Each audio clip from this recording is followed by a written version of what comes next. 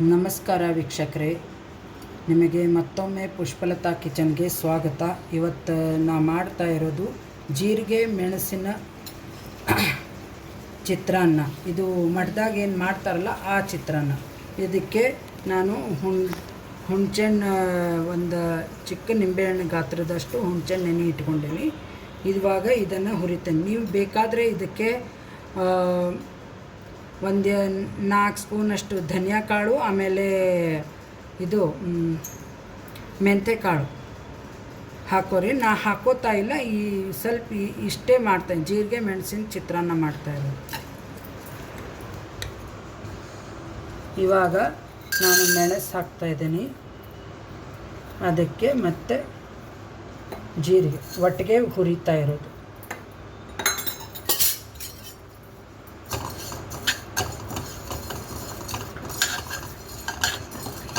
ಅದಕ್ಕೆ ನಾನು ಎಣ್ಣೆ ಹಾಕಿಲ್ಲ. ಎಣ್ಣೆ ಇರಲಾರ್ದ ಹುರಿರಿ, ಚೆನ್ನಾಗಿರುತ್ತೆ. ಸ್ವಲ್ಪ ಮೆಣಸು ಸಿಡಿಬೇಕು, ಅಲ್ಲಿವರೆಗೂ ಒಂದು ಸ್ವಲ್ಪ ಹುರಿಬೇಕು ಇದನ್ನು.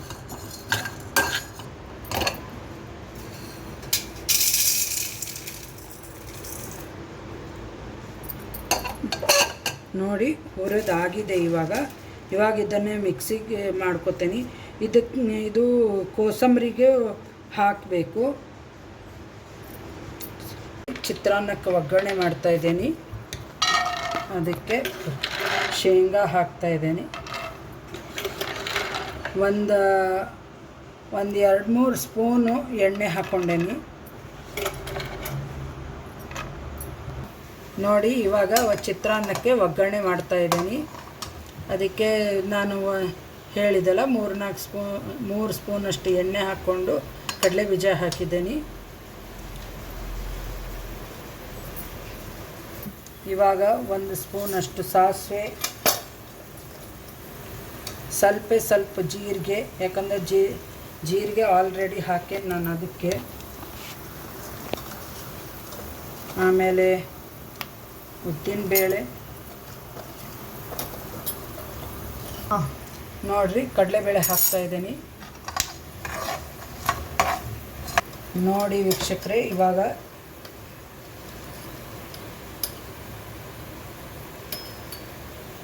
ಹಿಂಗೆ ಹಾಕ್ತಾಯಿದ್ದೀನಿ.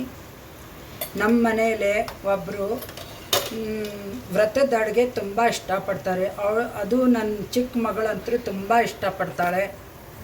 ಆಮೇಲೆ ದ್ವಾದಶಿಗೆ ಒಮ್ಮೆ ರಜೆ ಹಾಕಬೇಕಂತ ತುಂಬ ಕಾಯ್ತಾ ಇರ್ತಾಳೆ. ಯಾವಾಗ ದ್ವಾದಶಿ ಬರುತ್ತೆ ಅಮ್ಮ ಅಂತಂದು, ಯಾಕಂದರೆ ವೆರೈಟಿ ಊಟ ಸಿಗುತ್ತಲ್ಲ ಮಠದಾಗೆ, ಅದಕ್ಕೆ ಮಠಕ್ಕೆ ಹೋದ್ರಾತು ಅಂತ ರಜೆ ಹಾಕ್ತಾಳೆ.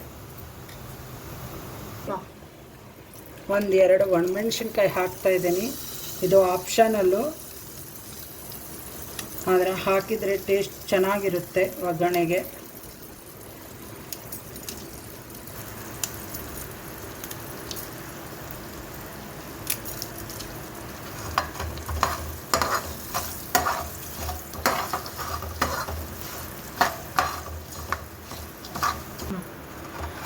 ನೋಡಿ, ಇವಾಗ ಈ ಹುಣಸೆಹಣ್ಣಿನ ರಸ ಹಾಕ್ತಾಯಿದ್ದೀನಿ.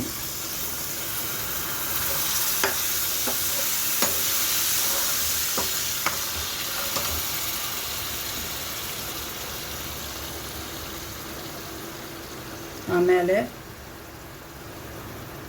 ಇದು ಪೌಡ್ರ್ ಏನು ಮಾಡ್ಕೊಂಡಿದ್ದೆಲ್ಲ ಜೀರಿಗೆ ಮೆಣಸಿನ ಪೌಡ್ರು, ಅದನ್ನು ಹಾಕ್ತಾಯಿದ್ದೀನಿ. ತಕ್ಕಷ್ಟು ಉಪ್ಪು,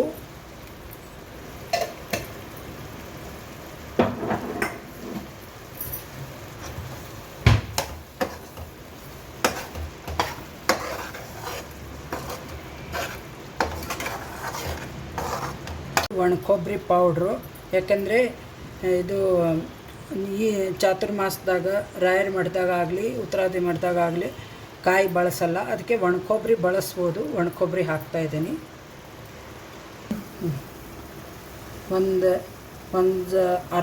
ಒಂದು ಸ್ಪೂನಷ್ಟು ಬೆಲ್ಲ ಹಾಕ್ತಾಯಿದ್ದೀನಿ. ಬೆಲ್ಲನೂ ಕರಗಿದೆ. ಇವಾಗ ಸಾರಿ ವೀಕ್ಷಕರೇ, ಎಳ್ಳು ಹುರಿಯೋದು ತೋರಿಸ್ಲಿಲ್ಲ ನಾನು, ಯಾಕಂದರೆ ಎಳ್ಳಿನ ಪೌಡ್ರು ಮಾಡಿಟ್ಕೊಂಡೇನಿ. ಇದಾಗ 2 ಸ್ಪೂನ್ ತೊಗೊಂಡೇನಿ ಎಳ್ಳು ಪೌಡ್ರು. ನೋಡಿ, ದಿಢೀರಾಗಿ ಚಿತ್ರಾನ್ನನೂ ಅನ್ಬೋದು, ಇಲ್ಲಾಂದರೆ ನೀವು ನಮ್ಮ ಜನ ಇದಕ್ಕೆ ಪುಳಿಯೋಗರೆ, ದಿಢೀರಾಗಿ ಪುಳಿಯೋಗರೆ ಮಾಡೋದು.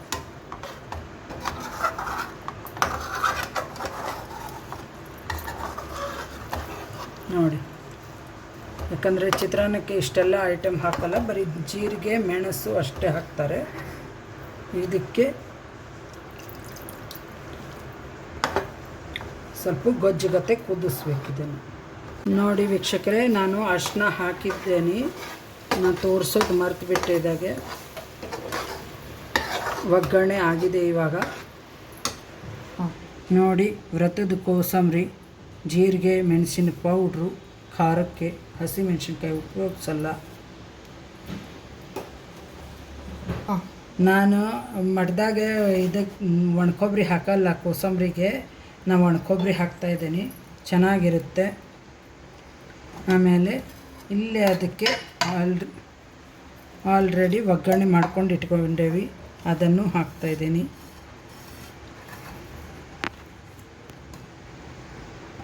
ಸ್ವಲ್ಪ ಉಪ್ಪು.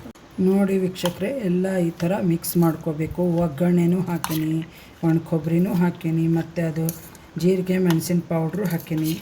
ಈ ಥರ ಮಾಡಿ ನೋಡಿ, ತುಂಬ ಚೆನ್ನಾಗಿರುತ್ತೆ ಕೋಸಂಬರಿ.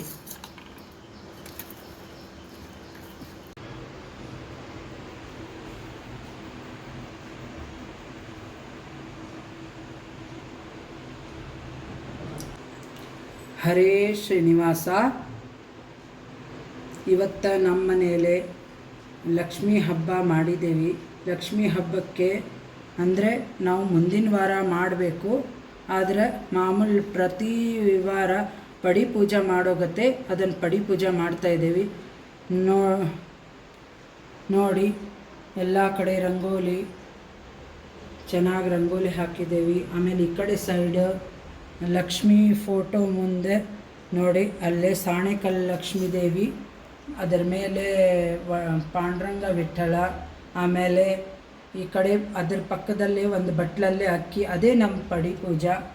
ಇದು ಸಾಣೆಕಲ್ಲು ಲಕ್ಷ್ಮಿ. ನಾನು ಆಷಾಢ ಮಾಸದಾಗಿರೋದೆ ಇನ್ನೇನು ಬಿಡೋದು ಅಂತಂದು ಫುಲ್ ಶ್ರಾವಣ ಮಾಸ ಭಾದ್ರಪದ ಮಾಸ ಮಾಡಿದ್ರಾತು ಅಂಥೇಳಿ ಮಾಡ್ತಾಯಿದ್ದೀನಿ.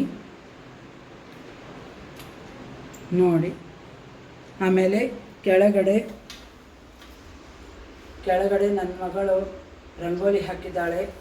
ನಾರಾಯಣ ಹೃದಯ, ಲಕ್ಷ್ಮೀ ಹೃದಯ, ಸ್ವಲ್ಪ ನಾರಾಯಣ ಹೃದಯ ಇದನ್ನಾಗಿದೆ, ಆದರೆ ಪ್ರಯತ್ನ ಮಾಡಿ ಹಾಕಿದ್ದಾಳೆ ನೋಡಿ. ಅದರ ಪಕ್ಕದಲ್ಲೇ ಇರೋದು ಆಂಜನೇಯ ಗುಡ್ಡ. ಆಮೇಲೆ ಚಾತುರ್ಮಾಸದ್ದು ನಮ್ಮ ಕಡೆ ದೊಡ್ಡ ಜಾಗ ಇಲ್ಲ ಅಂತಂದು ನಾವು ಅದರದ್ದು ಒಂಥರ ಟ್ರೇ ತೊಗೊಂಡು ಬಂದೀವಿ, ಅದರದಿಂದನೇ ಹಾಕ್ತಾಯಿದ್ದೀವಿ. ಅದರಲ್ಲೇ ಪ್ರತಿಯೊಂದು ಚಾತುರ್ಮಾಸಕ್ಕೆ ಏನೇನು ರಂಗೋಲಿ ಬೇಕು ಎಲ್ಲ ಇದೆ. ಅಥ ದ್ವಾದಶ ಸ್ತೋತ್ರೇ ಅಷ್ಟಮೋಧ್ಯಾಯಃ. ವಂದಿತಾ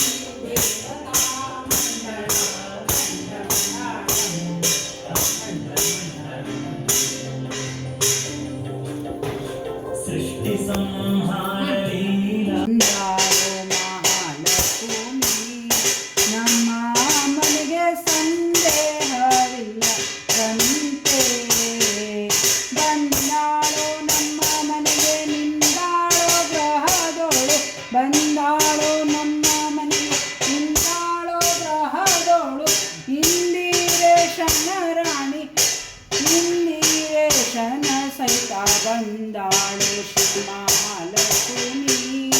ನಮ್ಮ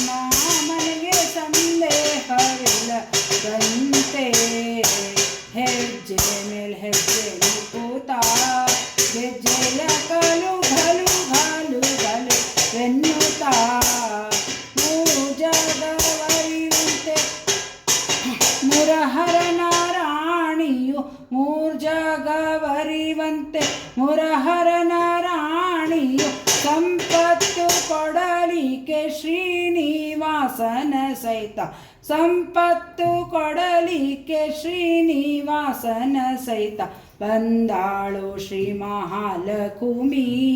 ನಮ್ಮ ಮನೆಗೆ ಸಂದೇಹವಿಲ್ಲದಂತೆ ಮಾಸ ಶ್ರಾವಣ ಮಾಸವು ಶುಕ್ರವಾರ ಪೌರ್ಣಿಮೆ ದಿನವೆಂದು